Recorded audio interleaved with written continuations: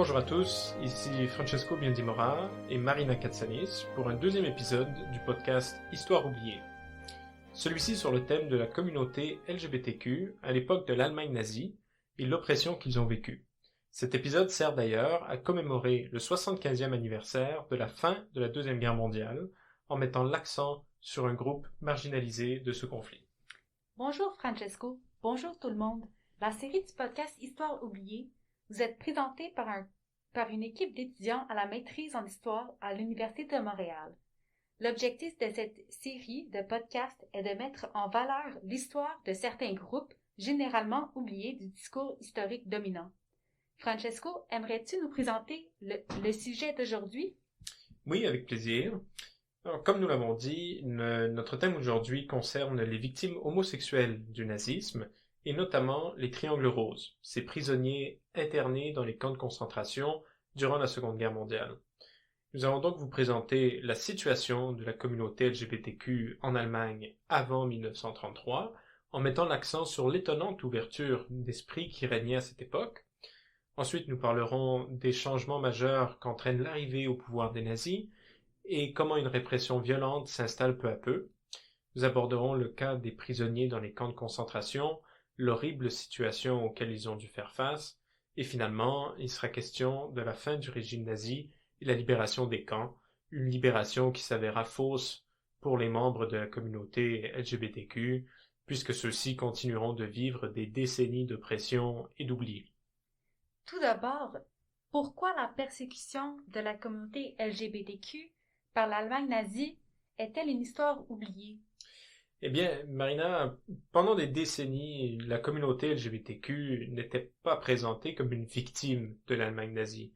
Après la guerre, les lois utilisées pour persécuter les homosexuels continuaient d'exister. Effectivement, certaines victimes des camps de concentration devaient retourner en prison à cause de leur statut. Il faut attendre 1972 avant que Josef Kohut publie son témoignage, soit le premier témoignage d'un triangle rose. Quelques années plus tard, en 1977, Rüdiger Lautmann présente le séminaire Société et homosexualité, dans lequel le sujet de la persécution des homosexuels durant la Deuxième Guerre mondiale est enfin discuté dans un cadre académique. Pour le premier ouvrage d'histoire sur la question des triangles roses, c'est Richard Plant qui publie en 1986.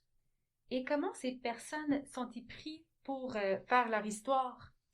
Ces pionniers de l'histoire des triangles roses avaient un très gros défi, notamment beaucoup de documentation administrative avait été détruite lors de l'évacuation des camps de concentration, n'ont pas été retrouvées ou bien détruites par les soviétiques et ont malheureusement été perdues en Russie. Aussi, puisque l'homosexualité restait très mal vue après la Deuxième Guerre mondiale, les témoignages des victimes sont difficiles à obtenir. Du côté nazi, on a très peu d'informations, Rudolf Hess étant le seul à parler de la situation dans ses récits. Bon, heureusement, ces recherches récentes donnent confiance aux victimes qui sortent peu à peu de l'ombre, avec plus de témoignages et une reconnaissance graduelle de la communauté LGBTQ au sein des victimes de l'Allemagne nazie, de plus en plus de travaux paraissent.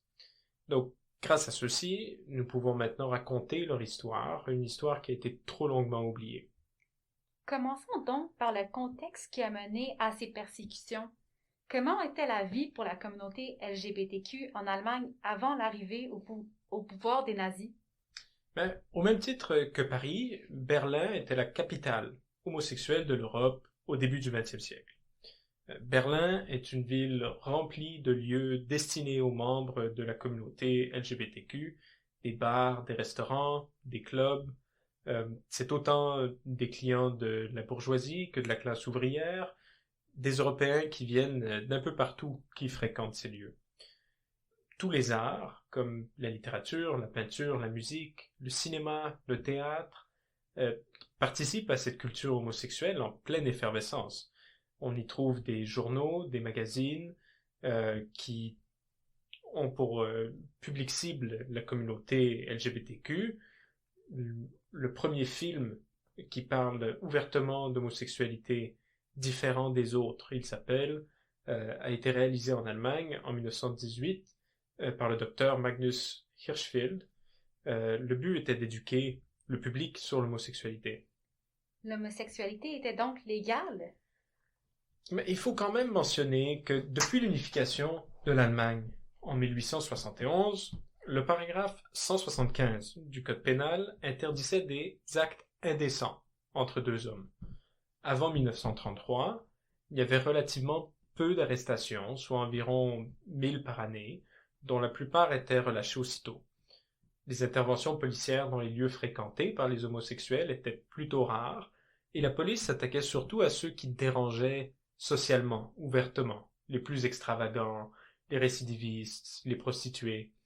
L'homosexualité était généralement tolérée par l'État, mais elle devait rester un minimum dans la sphère privée, ne pas être trop visible. Plusieurs activistes, notamment le Dr Hirschfeld, militaient pour l'abolition du paragraphe 175 et une normalisation de l'homosexualité. Hirschfeld a dédié toute sa vie à l'étude de l'homosexualité, y voyant un phénomène normal, naturel, loin d'être dangereux. En 1897, il a rassemblé plus de 5000 signatures pour sa pétition contre le paragraphe 175, dont celle de plusieurs scientifiques et artistes connus, tels que Albert Einstein, Hermann Hesse et Thomas Mann. Il a fondé en 1919 l'Institut des recherches sexuelles, mondialement reconnu par la communauté scientifique à l'époque, et en 1921, il a fondé le premier congrès pour discuter des possibles réformes sexuelles à Berlin. Étant lui-même homosexuel, juif, gauchiste et pacifiste, il est devenu la cible parfaite pour les fascistes. En 1920, il s'est fait attaquer, et ses blessures étaient d'une telle sévérité que certains journaux ont même annoncé sa mort. On peut conclure que malgré le paragraphe 175, la répression de l'homosexualité avant l'ascension au pouvoir d'Hitler demeure peu présente. Toutefois, comment se positionne le parti nazi sur l'homosexualité? Mais très bonne question. En 1928, le parti nazi s'est positionné officiellement sur la question homosexuelle. La nation allemande doit conserver ses valeurs masculines et sa discipline et ne peut pas accepter l'homosexualité. Dans la conception du monde nazi, l'homosexuel est socialement inutile. Et il ne se marie pas ou rarement, ne se reproduit pas. Et ce sont deux éléments primordiaux chez les nazis pour créer une nation forte. Selon Himmler, il existait de vrais homosexuels et des personnes séduites par l'homosexualité, ce qui amenait à l'idée d'un possible phénomène de contagion. Les homosexuels devaient alors subir un traitement pour guérir de cette maladie, soit par la psychiatrie, un traitement hormonal ou même la castration. Encore selon Himmler, il y avait 2 millions d'Allemands homosexuels, une estimation plutôt hasardeuse et sans fondement réel. Il attribuait principalement l'homosexualité au mélange des races, notamment avec les Juifs, ce qui aurait par conséquent affaibli la race aryenne en la féminisant, en plus de la rendre lâche, irresponsable et déloyale. Les traitements étaient-ils les mêmes pour les hommes et les femmes? Il est également important de mentionner que l'homosexualité était beaucoup plus associée aux hommes qu'elle ne l'était aux femmes. Les homosexuels ou bien les gays étaient vus comme un danger pour la race aryenne et la nation allemande. Cependant, les lesbiennes étaient un petit peu plus tolérées, en notant qu'elles respectaient un certain mode de vie maternel. Pour cette raison, les hommes ont subi une plus grande répression et les lesbiennes envoyées dans les camps n'étaient pas forcément identifiées comme homosexuelles.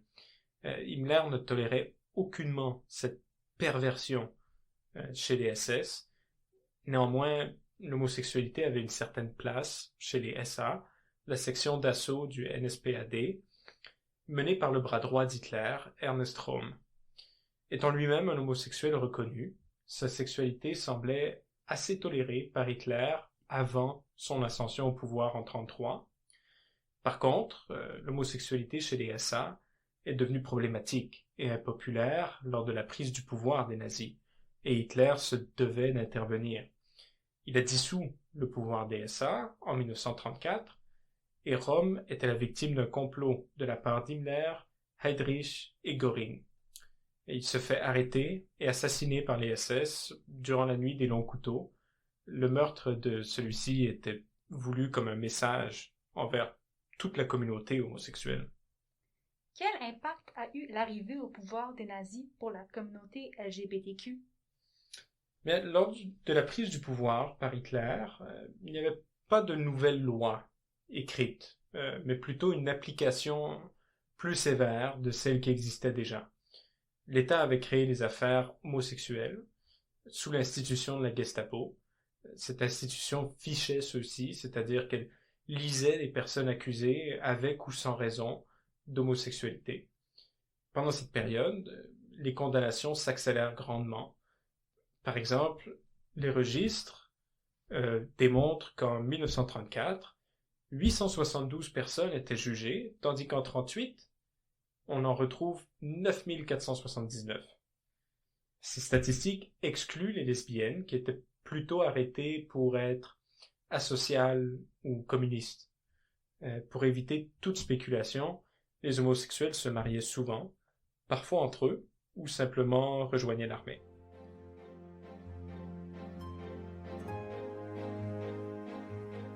Quand est-ce que les homosexuels ont été déportés dans les camps de concentration?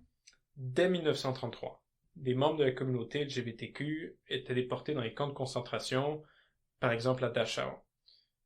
Notamment, les nazis envoyaient de nombreux individus identifiés comme déviants aux valeurs du parti, dont Egon Wüst, une drague du cabaret Eldorado, ou encore Kurt Hiller, un membre du comité scientifique humanitaire qui défendait les homosexuels. De plus, à Hambourg, en novembre 1933, le chef de la police se voit donner l'ordre de surveiller les travestis et de les livrer au camp de concentration si nécessaire.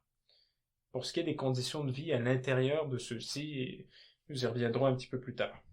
Et outre les déportations, comment les nazis s'y prenaient pour s'attaquer à la communauté LGBTQ?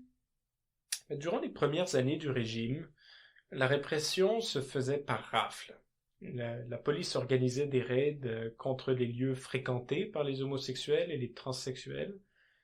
L'État créait ainsi un climat de peur qui poussait ce genre d'établissement à fermer pour de bon.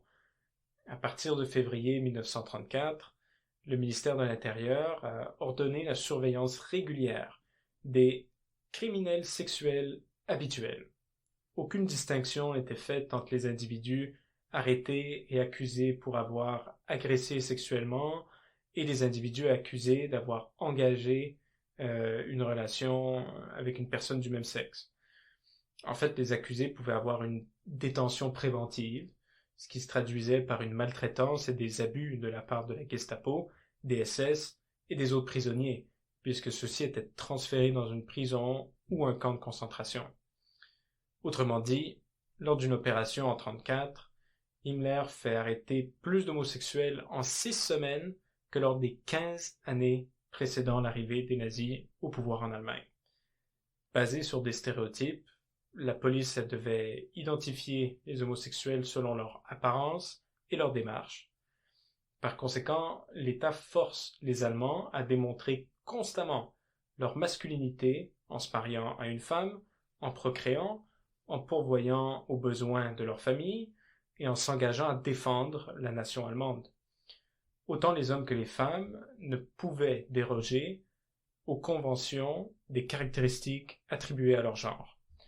Effectivement, les pantalons sont réservés aux hommes et les femmes doivent porter des robes. Aussi, les lieux de divertissement pour homosexuels fermaient ou bien subissaient couramment des raids de police jusqu'à ce qu'ils ferment.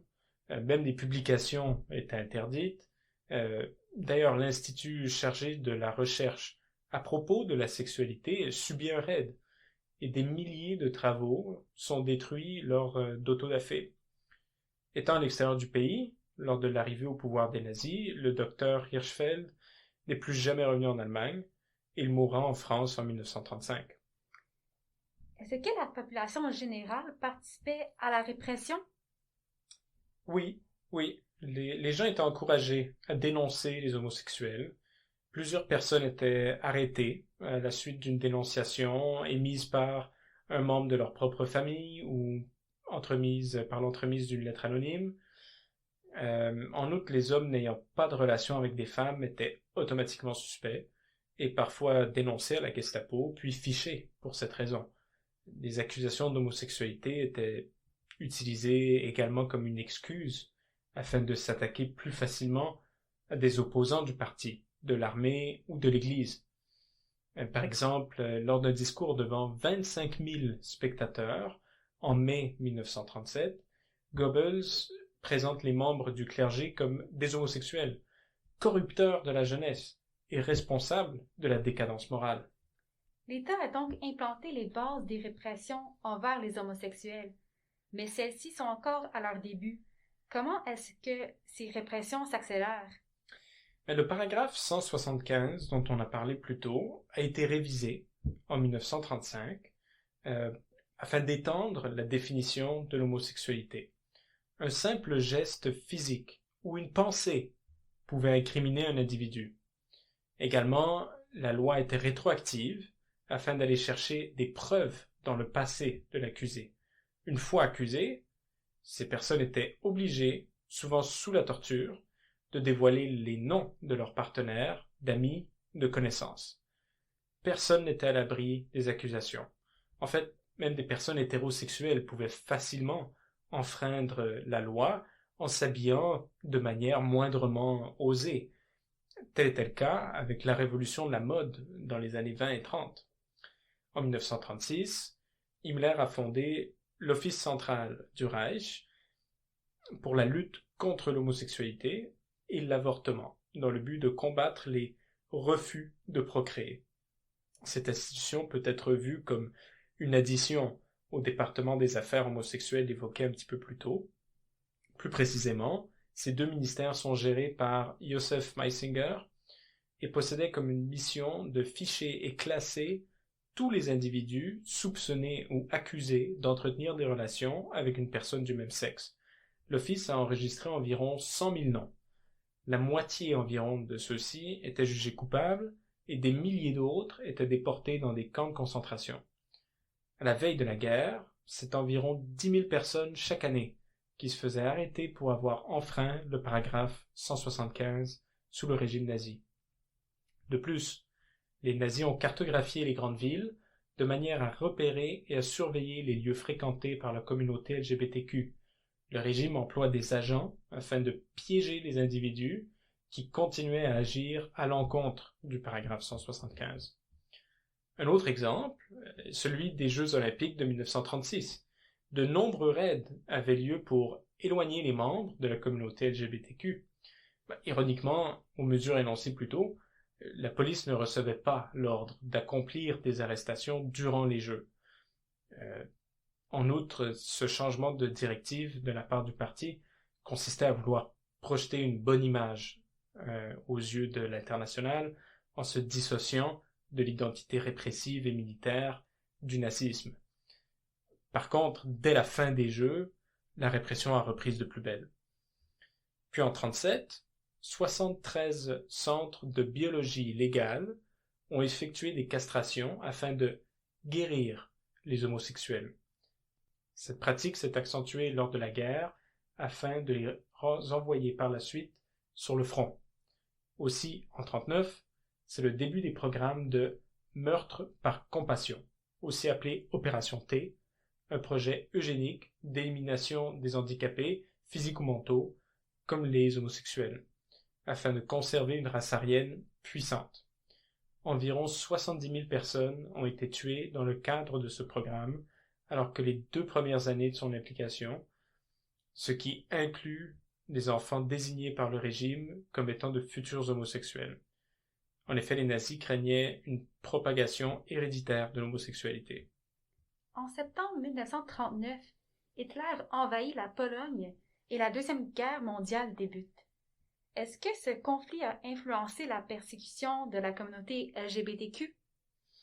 Mais à partir de juillet 1940, Tous les homosexuels ayant séduit plus d'un partenaire ont dû être envoyés automatiquement dans un camp de concentration.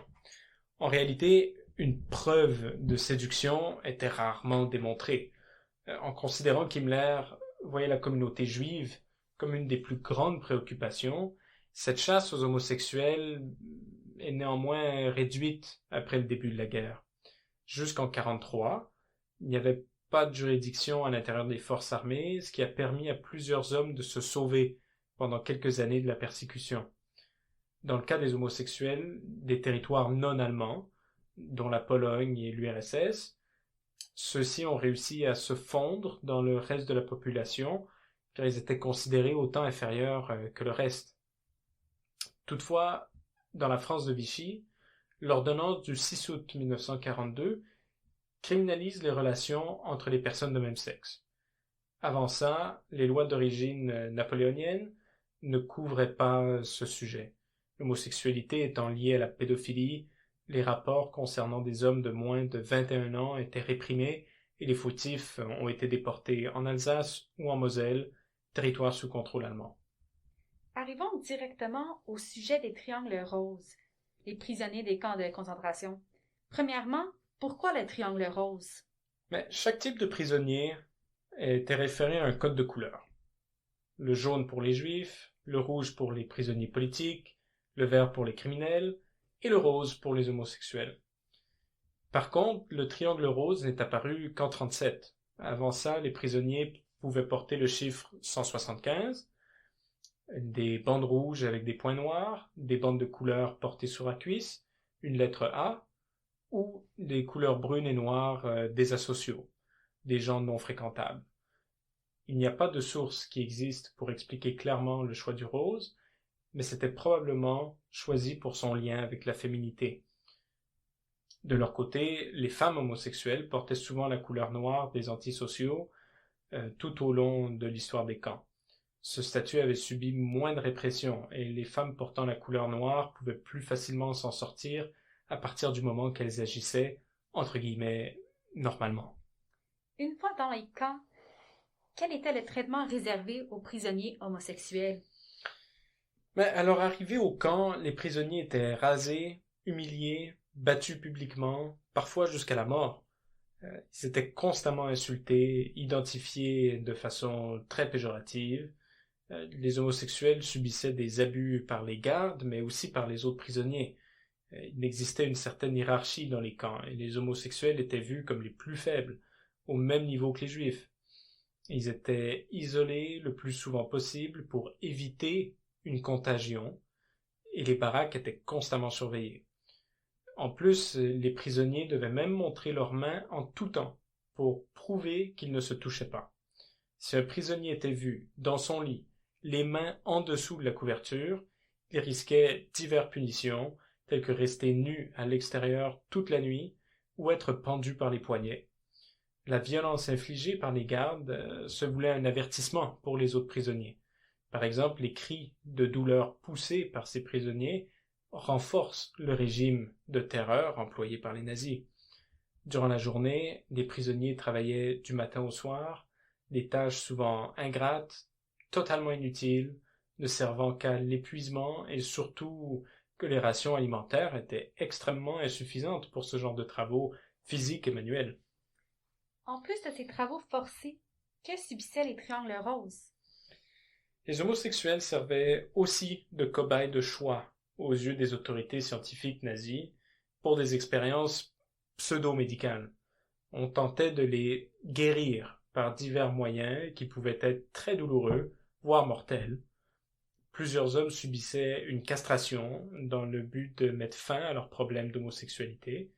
Aussi, des chercheurs nazis pratiquaient des opérations de castration afin de développer la technique qui serait la plus efficace. L'objectif des médecins était de trouver une méthode de castration rapide, peu coûteuse, afin d'éliminer les individus non conformes à la race aryenne. Ainsi, la population LGBTQ est devenue à l'intérieur des camps de concentration un objet au service du régime nazi. Qu'en était-il du taux de mortalité? On imagine qu'il devait être très élevé. Oui, absolument. Le taux de mortalité des triangles roses dans les camps était tellement élevé et la fréquence des déportations tellement irrégulière que peu d'entre eux cohabitaient ensemble. Euh, Ça fait en sorte que la camaraderie était pratiquement inexistante parmi ces prisonniers. Dans le cas les plus extrêmes, moins de 10 triangles roses vivaient dans un camp en même temps. À d'autres moments, ils étaient quelques centaines dans le camp. Selon le lieu et l'époque de l'internement, la proportion des triangles roses varie entre 1 et 10% de la population totale des prisonniers. En tout, Lautmann a estimé que le nombre total de triangles roses qui ont été dans les camps est entre 5 000 et 15 000, une statistique qui sera reprise par pratiquement tous les autres chercheurs par la suite. Y avait-il un moyen de s'en sauver? Une des manières d'améliorer ses chances de survie était de se lier avec un capot, un prisonnier chargé de commander les autres prisonniers du camp. Ironiquement, plusieurs ont dû échanger leur sécurité contre des faveurs sexuelles qui transgressaient elles-mêmes les normes. Considérant que parmi les 1572 dossiers étudiés par Lautmann, seulement un prisonnier avait ce statut, la promotion à la position de capot pour un triangle rose était donc très rare.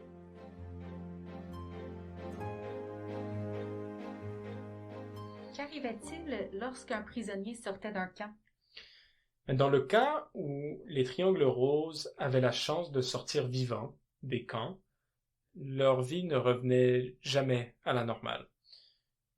Leurs proches pouvaient les éviter afin de ne pas s'associer à un criminel ou un non-arien, malgré le fait que la majorité des survivants étaient des prisonniers dans la vingtaine et donc plus robustes que d'autres. À leur libération, beaucoup de prisonniers n'ont pas survécu au traumatisme physique et psychologique qu'ils ont vécu. Dernièrement, plus la guerre avançait, plus les hommes s'identifiant comme homosexuels avaient la possibilité de rejoindre l'armée, mais leurs chances de survie n'y étaient pas vraiment supérieures. La situation dans les camps est donc inhumaine pour les triangles roses. Est-ce que la guerre va empirer leur situation? Durant toute la guerre, la déportation des homosexuels était moins prioritaire que celle des juifs. Leur proportion baisse jusqu'à 1 pour 1000.